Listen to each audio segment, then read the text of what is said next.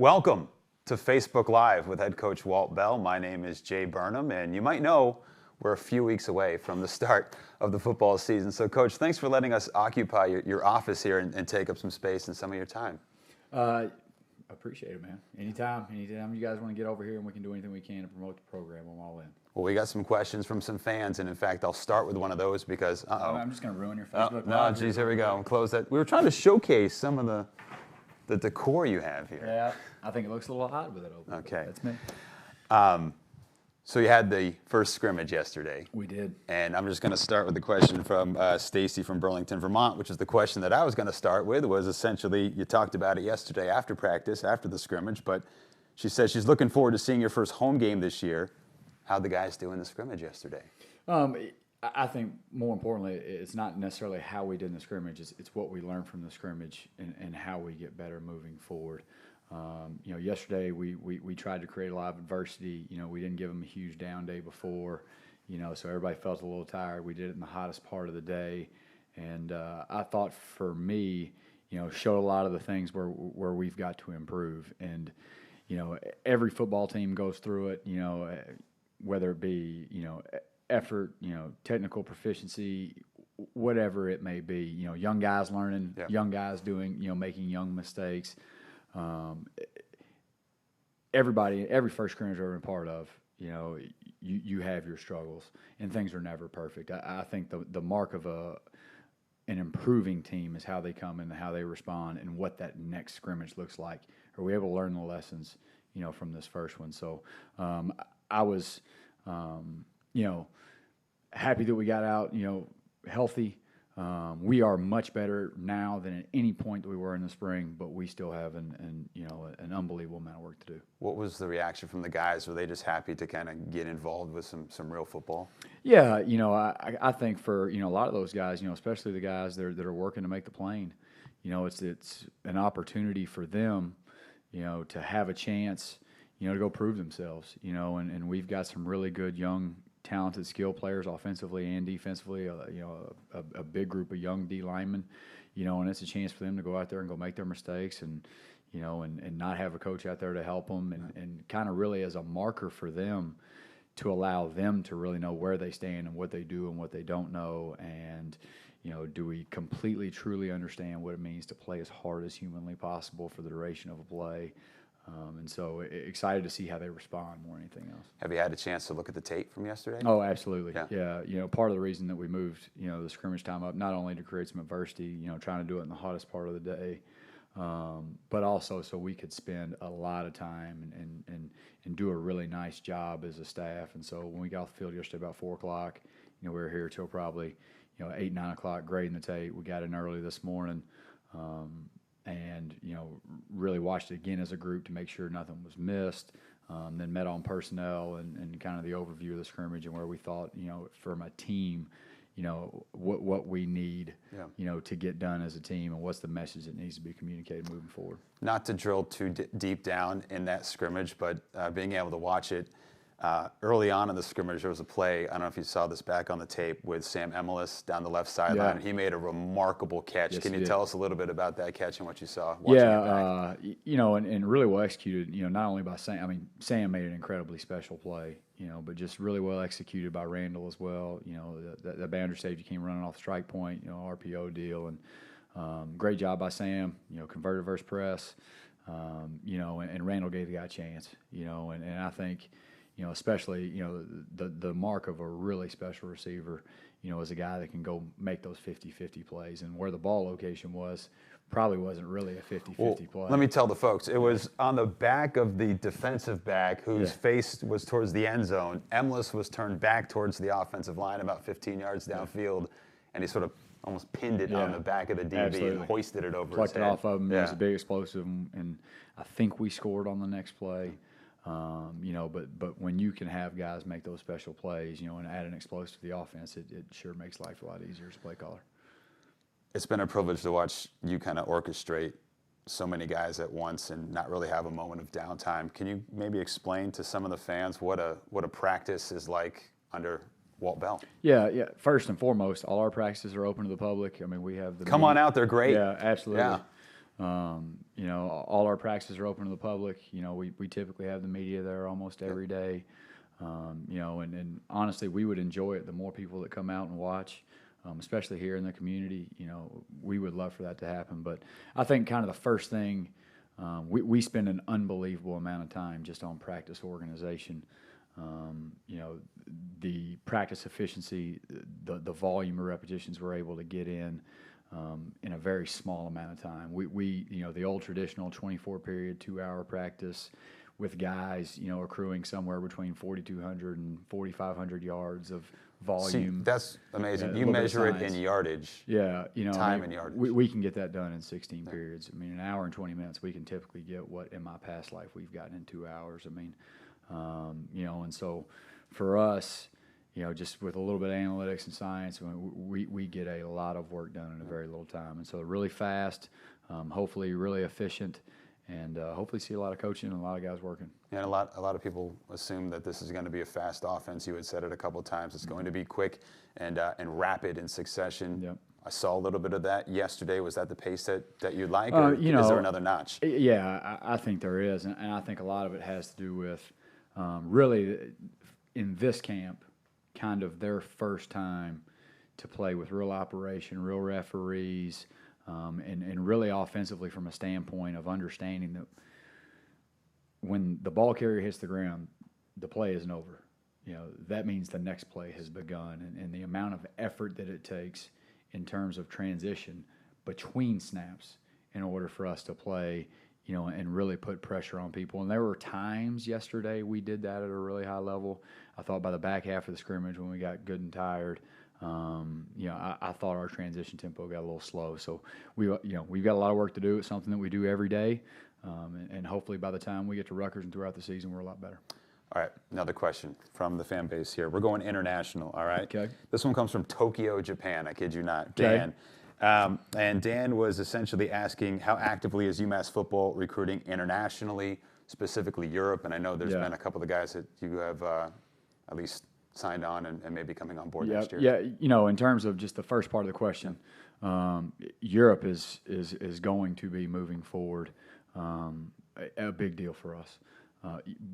The good news is we've got two of kind of the, you know, and I can't, you know, specifically comment on people that are committed or you know, current, you know, prospective student athletes, but you know, Brandon Collier with PPI, who runs one of the larger kind of talent finders over there, him being a UMass grad, you know, hopefully that will help us, you know, at least be able to identify guys possibly earlier, built on relationship. And then Bjorn Warner also runs, you know, Gridiron Imports over there. We've got a good relationship with him. And so, you know, between those two guys, you know, they do a wonderful job of not only finding talent, but developing the talent over there. And then they do a great job getting them here where we can evaluate them in camps. And so no, Europe we'll have two coaches over there every year. I'll probably go over in the December-January recruiting period when head coaches are allowed to go on the road. And so Europe moving forward, we'll probably get one or two guys from there every year. Yeah, it's not just top elite guys anymore coming over from Europe. There's a more of a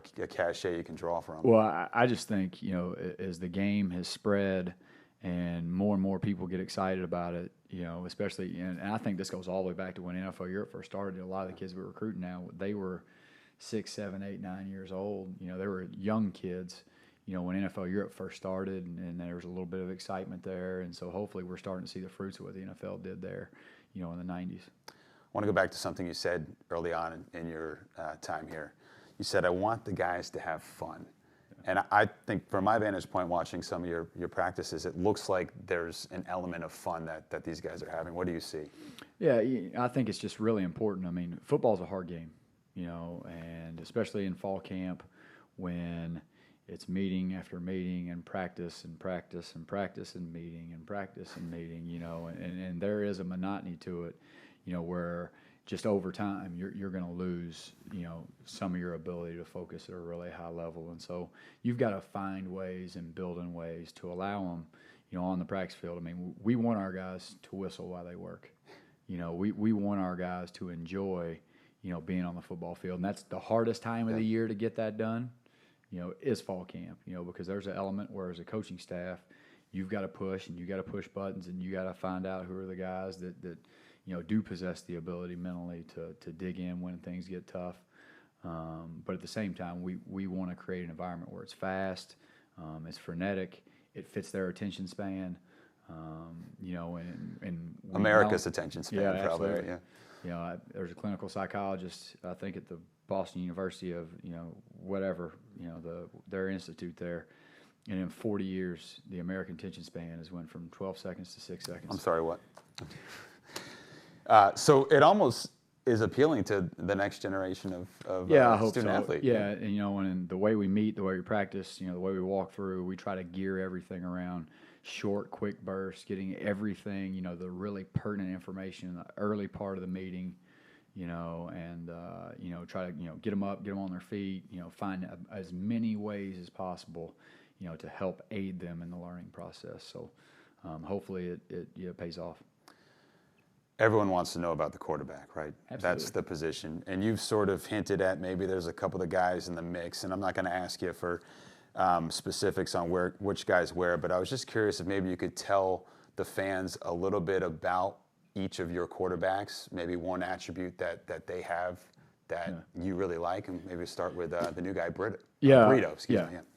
Yeah. Andrew Brito, he's got, he is a smaller guy in stature, but possesses incredible arm talent.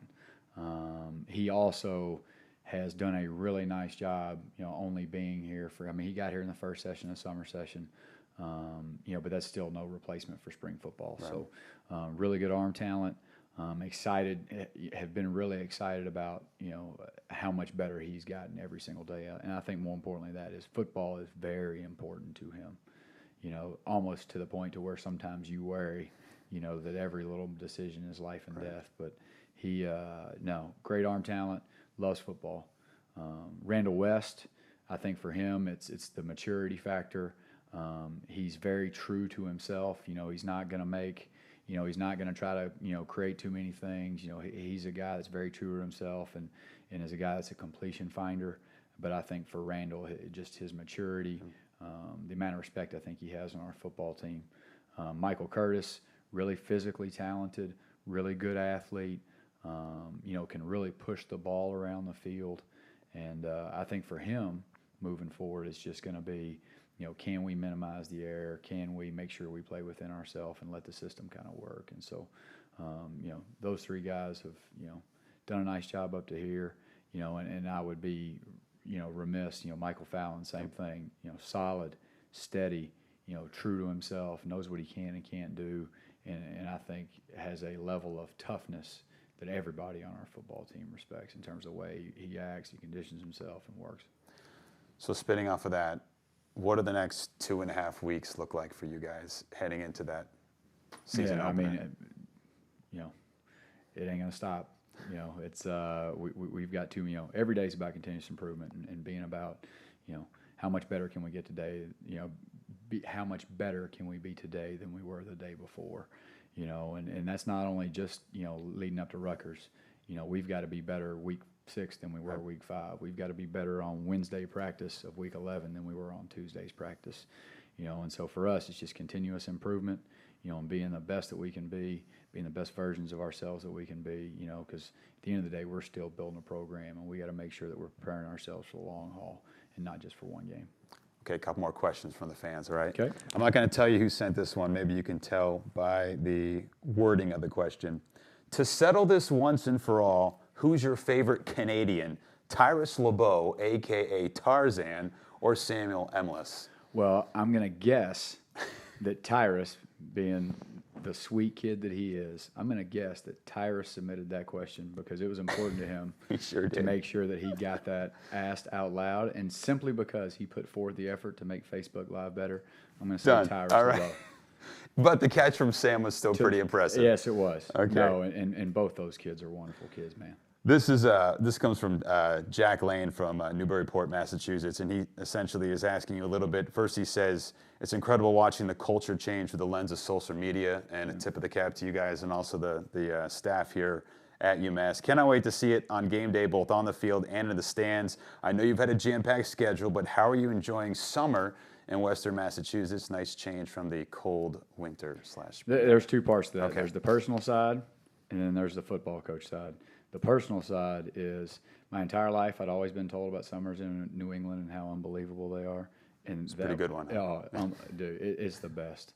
You know, being in Hattiesburg, Mississippi, and Jonesboro, Arkansas, and Tallahassee, Florida, and Memphis, Tennessee. And you step outside, you're sweating. Just the ability, you know, during the time of the year, you know, a little bit in July when we have, you know, a couple weeks of vacation, just to be able to have dinner on the back porch, you know, with my wife, you know, and not be, you know, drowning or inundated with mosquitoes, you know, whatever that may be. So summers here are unbelievable. Right. The football coach side of that is I wish you want at it hotter. Times, I wish we could amplify up the heat a little bit. But no, summers here are incredible. I mean, everything I was told is the truth. Sounds good. All right, just a few more for you here. Let's see. One gentleman from Quincy, Massachusetts, Chris, is curious from the defensive side of the ball.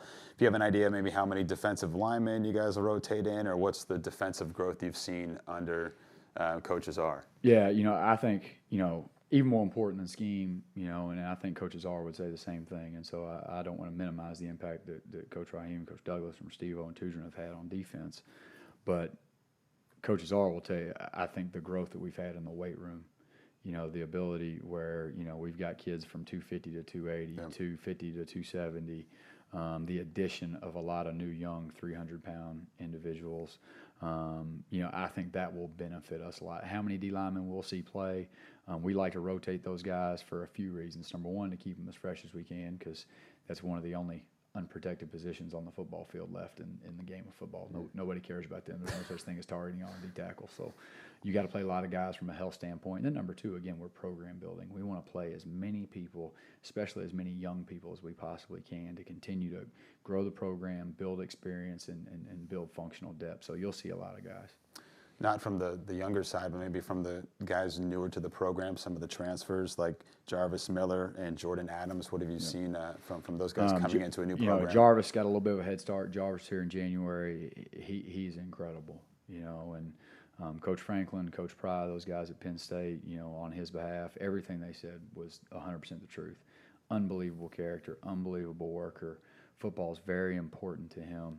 Not only the way he approaches the meeting room and practice in the weight room, but the way he approaches special teams and individual, and, you know, just to see him work and develop into kind of a leader of a new culture, because he's on the same ground as everybody else, you know. And then Jordan has done a really nice job, you know, especially him only getting here, you know, in the, you know, that summer, that second summer session, really only having 2.5, 3 weeks to kind of adjust. He's still learning. You know, still kind of figuring things out, which has probably slowed him down a little bit, just because when you think it's really hard to play fast. But I think the more reps he gets, the more comfortable he gets, the better that he'll be as well. Okay, last one from the fans. All right, ready for this one? Can't go without asking this one. Michael from Belchertown, he says, how big of an advantage is it to have the best campus food in the country when recruiting? Huge. It's not only a huge advantage in recruiting, because, I mean, you know, the ability to tell a parent, the ability to tell a kid, the ability to tell an offensive and defensive lineman that 4 years running, you know, I mean, like, it's the first place I've ever been in my life where I'm excited to go over there. You know what I'm saying? I mean, you know, you expect your kids, hey, you know, you get what you get. And I've been places where that's the case, but when it looks good and it smells good and it's high quality food, I think that's a lot of the reason why, again, with Coach D, not only preaching hydration, nutrition, and sleep, but just why we've had, you know, a young junior college tackle, you know, Bryce Wade, go from 250 to 283, you know, since he's been here. I mean, just the growth that we've had in our kids, because they're eating high quality food that tastes great. You know, it's well done, it's well cooked, you know, it's presented in a great way. And so, you know, I literally, sometimes the best part of my day, you know, especially if things aren't going well, is the Latin food line at the Hamp at lunch every day is the best thing going.